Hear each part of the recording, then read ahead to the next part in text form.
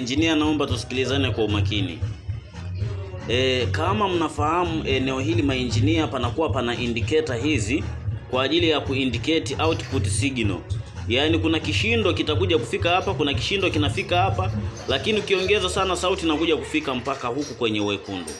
Sasa mfumo wa kudetect au wa kufanya zitengenezwe volt high na low au volt high zianze kuingia kwenye mchezo ni kama huu.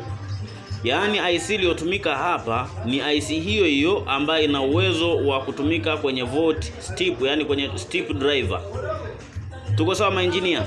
Volt ikifika mpaka hapa tunaweza tukaweka maximum. Muziki ukiimba kishindo mpaka hapa, ufungue na volt high ziingie nazo kwenye game. Mfano tunachukulia mfano amplifier yetu ina volt 30 low.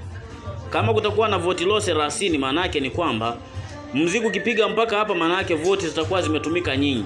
Tukipandisha zaidi ya hapo, muziki unaweza kuanza kuchafuka kwa sababu tuna volt high. Basi muziki ukiimba mpaka hapa, hii signal ikiindicate tu tayari hata volt inaenda kuwasha step. Yaani hii volt inawasha indicator, inaenda kuwasha step driver kwa ajili ya kuingiza kama ni volt high nayo iingie kwenye kuimbisha power amplifier. Kwa huo mchezo ni mdogo tu maengineer, usiwachanganye.